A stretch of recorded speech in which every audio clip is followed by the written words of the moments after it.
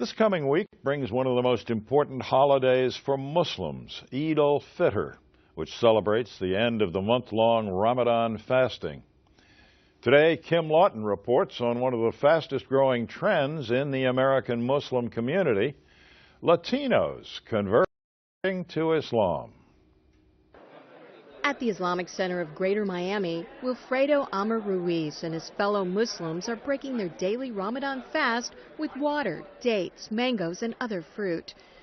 Ruiz was born in Puerto Rico and raised a Catholic, but he says in 2002, after the birth of his twins, he began searching for a new spiritual path. The following year, he converted to Islam. What attracted me the most was the simplicity of its theology. Islam is very simple. God is the creator, that's it. Today, Ruiz is an attorney with the Council on American Islamic Relations in Miami, and he's part of one of the fastest growing segments of Islam in the U.S., Latino Muslims. More and more Hispanics are embracing Islam, in part, Ruiz says, because they find a cultural familiarity that stretches back centuries to the Moors in Spain. Latinos soon reconnect with a hidden past. They say, oh, Islam is not really that foreign to us. Islam is us, is part of us. 4,000 words from Spanish come from Arabic. Camisa, pantalón, tomate, ensalada.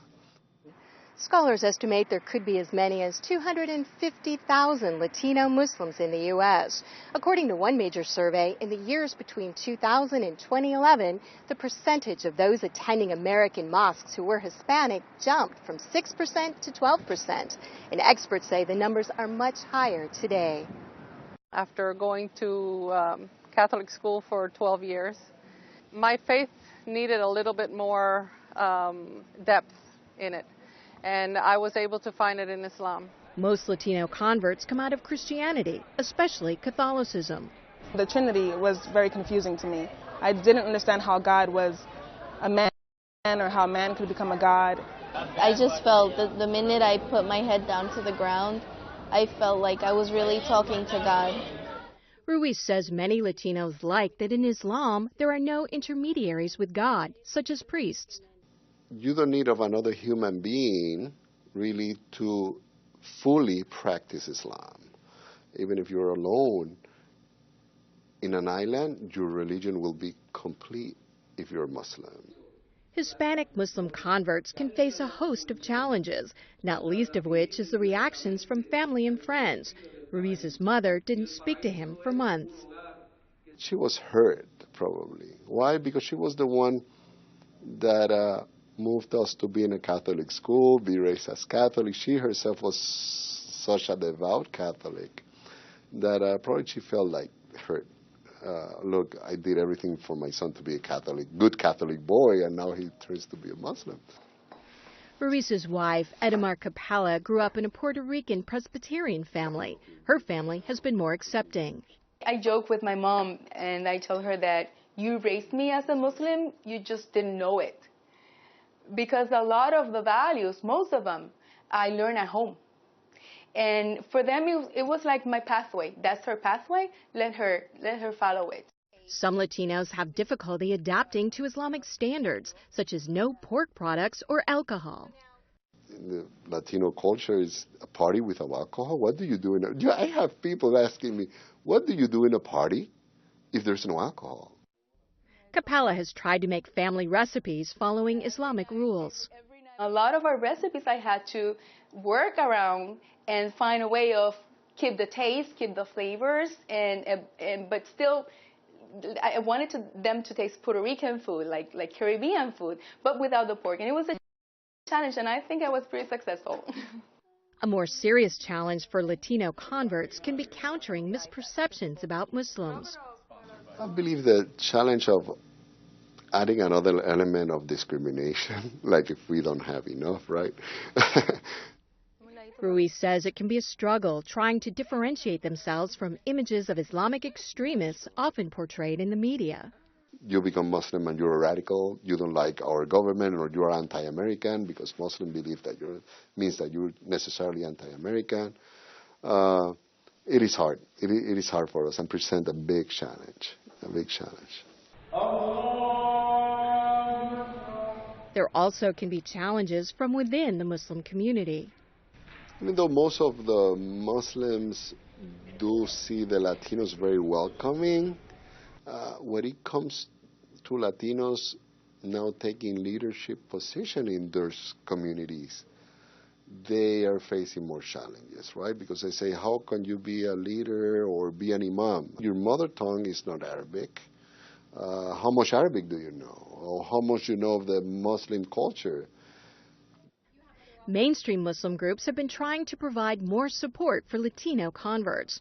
Amana, the American Muslim Association of North America, focuses on outreach and distributes Qurans and Islamic literature.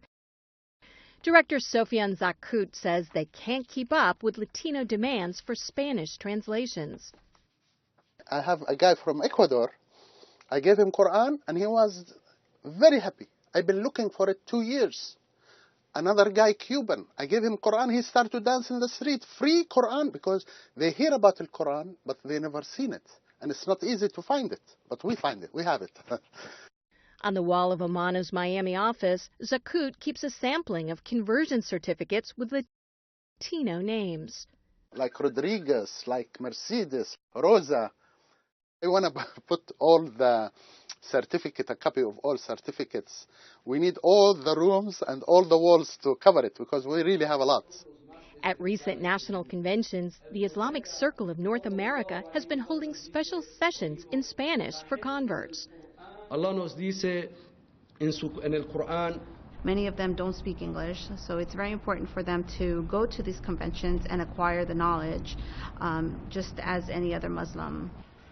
Nahela Morales coordinates Hispanic outreach for ICNA's Why Islam project. She attends the North Hudson Islamic Center in New Jersey, where about 30% of the congregation is Latino. During the World Cup games, she led a team to Brazil, where they passed out literature and talked to people about their faith. ICNA says more than 50% of the Latino converts they see are women.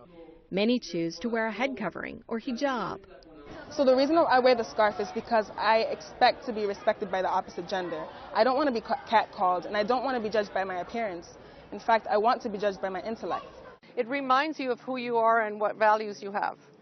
And I don't see that as oppression. I see that as a favor to me to be able to do the right thing all the time.